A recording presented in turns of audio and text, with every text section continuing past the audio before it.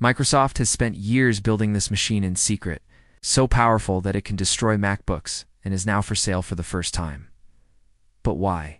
What makes this machine so dangerous? And will it even work against Apple's new M2-powered MacBooks? Welcome to the channel. The last time we heard from this machine was back in 2019, when Microsoft teased the world by posting this tweet, which read, "The ultimate test. What happens when a $6,000 Surface Book 3 is put up against a $2,000 MacBook Pro?" In the background, we could see a very familiar-looking device, which was the same device that was spotted in another video posted just a few months later, which showed us this crazy contraption with a bunch of arms attached to it. This was the machine that the internet quickly named the Doom Loop. So what exactly was this thing? Well, according to Microsoft, it was a stress testing device used for their commercial laptops. Now, in this test, they went ahead and ran the Surface Book 3 through its paces by subjecting it to high heat, which was needed to meet military standards. But then, of course, they ran it through a bunch of other tests that included things like shock, vibration, and random access memory. But if we go back to that original tweet from 2019, we also saw the hashtag delete ABO-OK, which is obviously targeted at Apple. So what was the real purpose of this machine? Well, after taking a look inside, it's become pretty clear that this machine wasn't built for testing Microsoft products. Instead, it was built to attack MacBooks, and to do so, it had two main weapons. The first being a laser, and the second being an arm that would hold the laptop in place. Now, the laser is fairly self-explanatory, but the arm is actually incredibly complex, with the main purpose of holding the laptop in place while the laser does its damage. And there are three main ways that it goes about doing this. First, there are these red pads that come in contact with the laptop.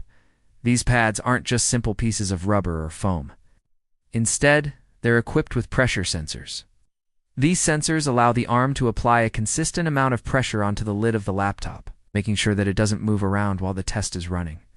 Second, there's the inner mechanism, which uses vacuum technology to keep the bottom of the laptop firmly planted to the table. And finally, there's the locking mechanism, which uses a combination of pins and a screw to lock the laptop's display into place, making sure that it can't be opened or closed during the test. But once all of this is set up, how exactly does the laser destroy the MacBook? Well, believe it or not, it doesn't use a single continuous beam of light. Instead, it uses thousands of tiny beams that are fired at the MacBook one after the other.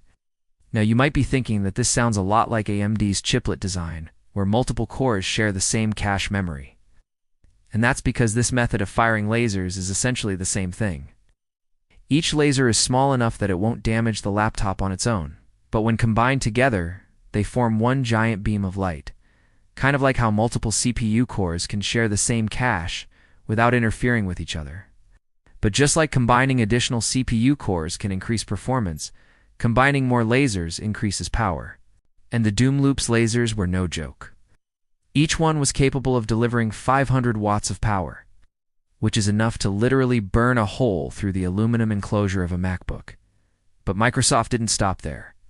They also added mirrors to direct the beams at an angle, meaning that the MacBooks were subjected to even more heat than they would have been if the lasers were fired straight at them. Speaking of burning holes, Microsoft was able to use this machine to burn through multiple layers of glass, proving just how powerful it really was. So what exactly did Microsoft do with this machine? Well, since it was capable of destroying MacBooks, they took it on tour and used it to promote Surface devices by burning through MacBooks. Hey, all jokes aside though, this machine was likely used for testing purposes to make sure that Surfaces were more durable than MacBooks.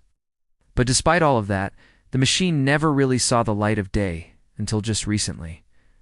That's right. If you head over to govdeals.com, you can find this very same machine listed for sale. At the time of this video, the current bid sits at $750, which is well below the machine's $1,200 starting price. But here's the thing. You don't need to bid on it because Uncle Sam is selling it for free, meaning you can pick it up for shipping costs only. But that's not all. The listing also includes a spare set of those vacuum cups, as well as a tool used to remove MacBooks from the machine after the test is done. But even with all of that included, why would the government be getting rid of such a powerful machine? Well, it turns out that they acquired it as part of a different project that ended up not needing it. And instead of letting it collect dust, they decided to list it for sale. But that raises another question. Should you buy it? Well, that depends on your intended use. You won't be able to use it to destroy MacBooks, at least not without upgrading the lasers, which would not only be expensive, but likely unsafe as well. And that's because this machine was designed to burn through aluminum enclosures, not plastic ones. That means that it won't be able to handle newer MacBooks like the M1 or M2 models, because the aluminum enclosure has been replaced with plastic. Now, technically, you could get replacement parts to upgrade the machine to be able to fire a more powerful laser, but the problem is that the machine itself has already been destroyed, which is probably why they're selling it so cheap. According to the comments section of that original tweet, it looks like the machine was damaged while trying to burn through a MacBook Air, something that was likely only possible because of the M1's integrated fan. Now granted, we haven't seen any evidence of this machine burning through an M1 or M2 MacBook, but considering the fact that they're made out of plastic, it's a safe bet that it simply wouldn't be able to do as much damage, especially since the M2 MacBook Air lacks an active cooling system. But what if you don't plan on using the machine to burn MacBooks? Well, in that case, you're in luck, because the machine has already been repurposed by the US Army, who uses it to test the durability of their equipment.